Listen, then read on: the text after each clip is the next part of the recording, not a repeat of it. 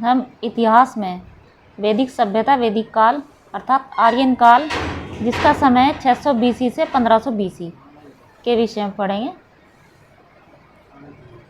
आर्य का मतलब श्रेष्ठ जाति। आर्य सभ्यता का ज्ञान संबंध वेदों से है। वेद का मतलब है ज्ञान। वैदिक संस्कृति के वेदों के निर्माता आर्य थे। मतलब जो वैदिक संस्कृति है उसके वेदों के निर्माता कौन थे? आर्य थे। प्रोफेसर मैक्स मूलर ने आर्यों को मूल रूप से मध्य एशिया का निवासी बताया है। बाल गंगाधर तिलक ने उत्तरी ध्रुव को बताया। दयानंद सरस्वती ने तिब्बत का बताया। इन्होंने ही आर्य समाज की स्थापना की।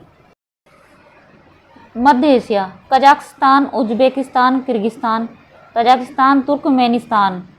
ईरान का प्राचीनतम ग्रंथ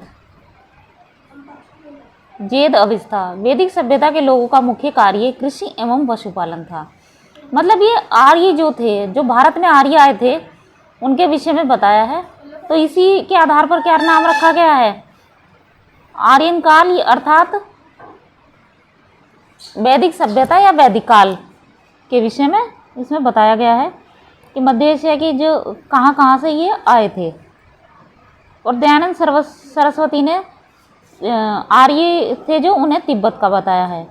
और दयानंद सरस्वती जी ने ही आर्य समाज की स्थापना की थी। वैदिक सभ्यता के लोगों का मुख्य कार्य कृषि एवं पशुपालन था। वैदिक सभ्यता के परिवार पितृसत्तात्मक थी। मतलब जो वैदिक सभ्यता का परिवार था उसमें जो सत्ता चलती थी वह पिता के आधार पर चलती थी। ऋग्वेदिक काल को 2 भागों में विभक्त किया जाता है। पूर्व वैदिक काल, ऋग्वेदिक काल 1500 BC या 1000 BC। उत्तर वैदिक काल 1000 BC या 600 BC। पूर्व वैदिक काल ऋग्वेदिक काल जिसको कहा जाता है। सिंधु सभ्यता मूलतः नगरीय सभ्यता थी। मतलब जो सिंधु सभ्यता थी वह नगरों पर आधारित थी। सिंधु सभ्यता में नगर बने हुए थे, शहर बने हुए थे। वैदिक सभ्यता मूलतः ग्रामीण थी। लेकिन जो वैदिक सभ्यता थी वह ग्रामीण थी, गाँव पर आधारित थी। मतलब इसमें गाँव थे। वैदिक काल वैदिक काल में ही हमारे वेदों की रचना हुई है। वैदिक साहित्य: वैदिक साहित्य का मतलब 4 वेदों से है। तो 4 वेद इस प्रकार पहले हैं ऋग्वेद, अथर्ववेद, सामवेद और यजुर्वेद। ऋग्वेद के विषय में पढ़ते हैं। ऋग्वेद सभी 4 वेदों में प्राचीनतम वेद है। ऋग्वेद की रचना पूर्व वैदिक काल 1500 BC अर्थात 1000 BC में हुई थी।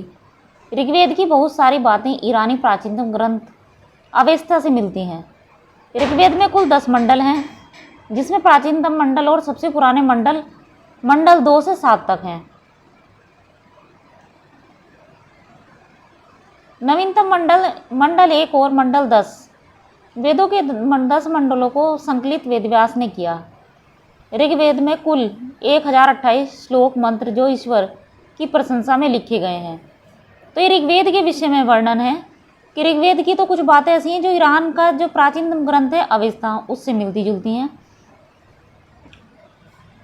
और इसके कितने मंडल हैं? 10 मंडल है इसमें। और अगर श्लोक की बात की जाए तो 1028 श्लोक या मंत्र है इसमें।